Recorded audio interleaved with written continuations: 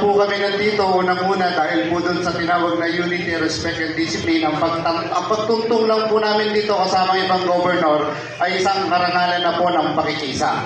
At bilang kahilingan po ng paghiling sa ating pong mga kandidato, ay meron po kaming natatanging hiling sa Southern Tagalog Region sa ating pong mga mananalo.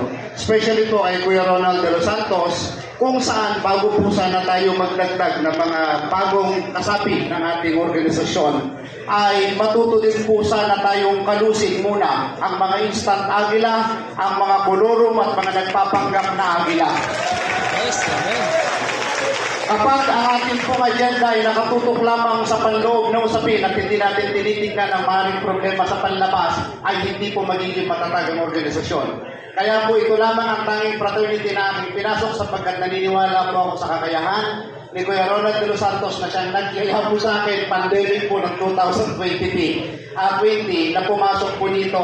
At initignan ko, tinuturing ko na ang 5 Eyes po ay isang sagrado sa ating organisasyon. Kung kaya, i-level po natin ang ating organisasyon sa pamamagitan ng ating mga kandidato na sana ay magkaroon ng tunay na pagkakaisa, ng respeto, ng dangal para sa isang makabagong The Fraternal Order of Eagles, Philippine Eagles. Mabuhay po ang Agila!